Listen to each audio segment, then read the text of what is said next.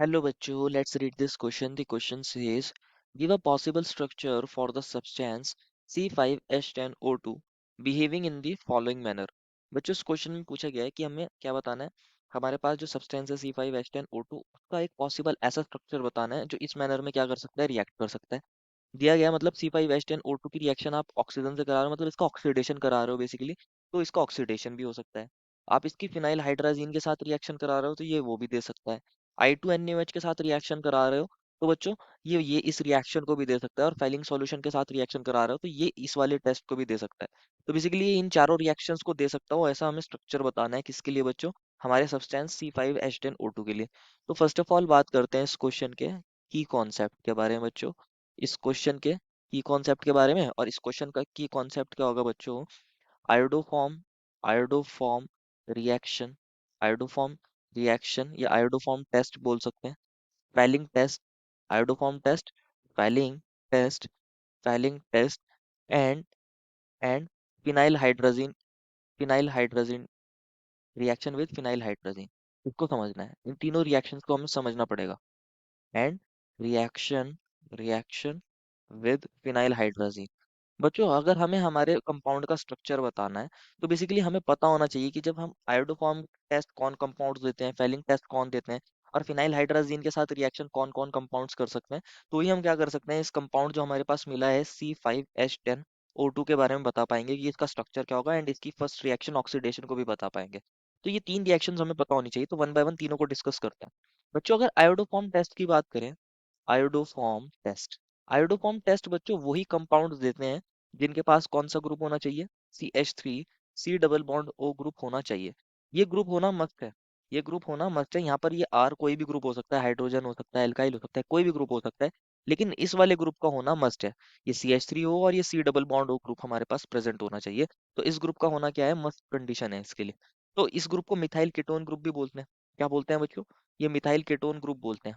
Methyl ketone group भी बोला जाता है, एसाइल ग्रुप भी बोल सकते हैं इसको।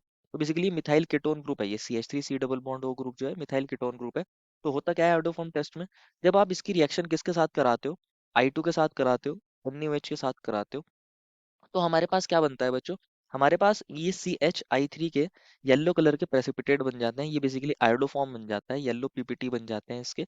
और साथ में क्या बन जाता है, ये जो हमारे पास RCO ग्रुप था बेसिकली, ये कन्वर्ट हो जाता है किसके अंदर, RCO नेगेटिव Na पॉजिटिव। जो हमारे पास ये CH3 ग्रुप था बेसिकली, कार्बन कार्बन का बॉन्ड यहाँ पर क्लीव हो जाता है ओवरऑल रिएक्शन के अंदर।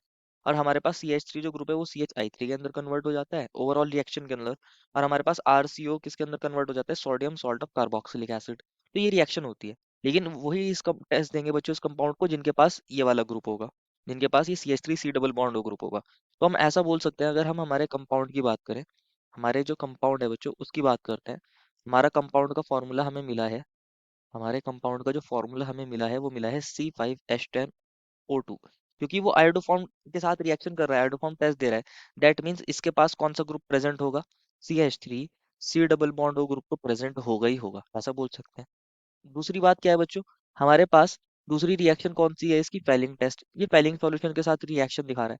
बच्चों अगर फेलिंग सॉल्यूशन की बात करें, फेलिंग सॉल्यूशन, अगर हम एल्डिहाइड्स और कीटोन की बात कर रहे हैं फेलिंग सॉल्यूशन में, अगर हम फेलिंग टेस्ट की बात कर रहे हैं बेसिकली, तो हमारे पास जो एल्डिहाइड होते हैं बच्चों, वो इस टेस्ट को इजीली दे देते हैं, वो इस टेस्ट को इजीली दे देते हैं, क्योंकि वो इजीली यहाँ पर ऑक्सीडाइज हो जाते हैं बच्चों। लेकिन कीटोन्स इस टेस्ट को नहीं देते। मतलब हमारे पास अगर कंपाउंड के अंदर एल्डिहाइडिक ग्रुप होगा, एल्डिहाइडिक ग्रुप मीन्स कि ये RCHO ग्रुप होगा बेसिकली प्रेजेंट, तो ये फेलिंग टेस्ट को दे देते हैं। फेलिंग टेस्ट के अंदर होता क्या है बेसिकली, हमारे पास सोडियम पोटेशियम टार्ट्रेट होता है और कॉपर सल्फेट का सॉल्यूशन होता है बेसिकली।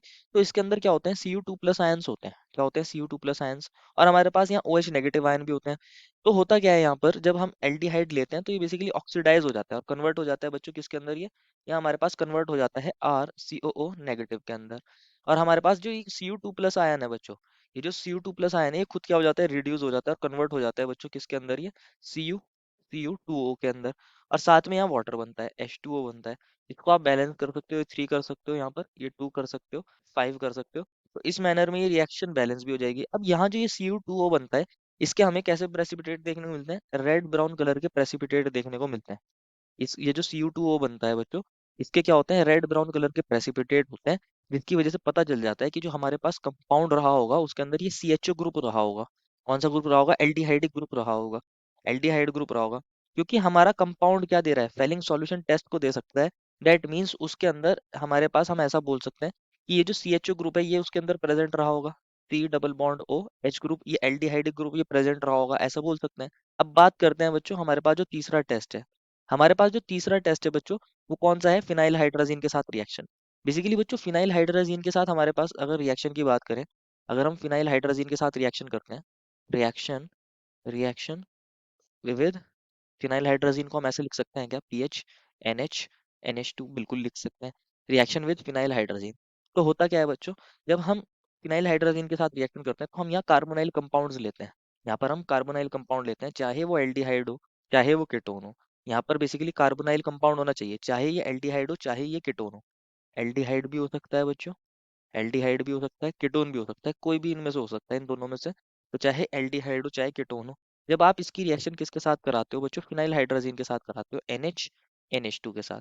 तो ओवरऑल रिएक्शन में क्या होता है? बेसिकली यहाँ पर हमारे पास फिनाइल हाइड्रोजोन कंपाउंड बन जाता है। यहाँ से बेसिकली ये दो हाइड्रोजन एक ऑक्सीजन, ये बेसिकली ओवरऑल रिएक्शन में से H2O निकल जाता है, और हमारे पास कार्बन डबल बॉन्ड N बना लेता है। और N किससे अटैच है? NHPH से। तो इस तरीके से ये रिएक्शन होती है, यहाँ से ये दो हाइड्रोजन और ये ऑक्सीजन, ओवरऑल ये वाला कार्बन इस नाइट्रोजन के साथ क्या बना लेता है? डबल बॉन्ड बना लेता है, और इसको बोलते हैं फिनाइल हाइड्रोजन। तो ये कार्बोनाइल कंपाउंड्स देते हैं। कौन देते हैं बच्चों? कार्बोनाइल कंपाउंड देते हैं। तो मतलब हमारे कंपाउंड के अंदर कार्बोनाइल ग्रुप होना चाहिए। अभी हमने देखा था कंपाउंड हमारा आयोडोफॉर्म टेस्ट दे रहा था, तो ऑलरेडी इसके अंदर कार्बोनाइल ग्रुप प्रेजेंट है ही, क्योंकि ये हमारे पास क्या दे रहा था बच्चों? ये आयोडो हमारे पास जो हमारा स्पेलिंग टेस्ट था, तो इसके अंदर ये एल्डिहाइड ग्रुप है, ये भी हमारे पास कैसा है? हमारा कार्बोनाइल ग्रुप है। और क्या दे रहा था बच्चों? ये फिनाइल हाइड्रोजीन दे रहा था, वो भी इस चीज को सेटिस्फाई कर रहा है। इनके पास ये दोनों ग्रुप्स हो भी सकते हैं, ये वाले दोनों ग्रुप्स होंगे बेसिकली। तो ये तीनों हमारे टेस्ट इसको सेटिस्फाई कर रहे हैं कि जो हमारे कंपाउंड है उसके अंदर ये दो ग्रुप तो होंगे ही होंगे, ये दो ग्रुप तो होंगे ही होंगे। और उसका हम ऑक्सीडेशन भी कर सकते हैं, ऑक्सीडेशन कर सकते हैं, यस ये वाली बात सही है बच्चों। आप जब इन दोनों ग्रुप से बनने वाले कंपाउंड को ऑक्सीडेशन करोगे तो एल्डिहाइड हमारे पास ऑक्सीडाइज हो जाते हैं कार्बोक्सिलिक एसिड में, और हमारे पास कीटोन्स का जनरली ऑक्सीडेशन हमारे पास इजीली हो नहीं पाता, अंडर विगरस कंडीशन होता है, लेकिन एल्डिहाइड हो सकता है ऑक्सीडाइज। तो ये वाली बात सही है, मतलब हमारे कंपाउंड के अंदर ये दो CH3 C double bond O group present होगा, और हमारे पास CHO ग्रुप प्रेजेंट होगा। अब जो हमें फॉर्मूला दिया था उस फॉर्मूले की बात करते हैं। उसमें टोटल कार्बन कितने थे? 5, हाइड्रोजन 10, ऑक्सीजन 2। अब ये दो ऑक्सीजन तो यहाँ एडजस्ट हो गए, कार्बन कितने एडजस्ट हो गए? 3। अब हमारे पास दो कार्बन एडजस्ट करने हैं, तो इसको आप ऐसे लिख सकते हो CH2 CH2।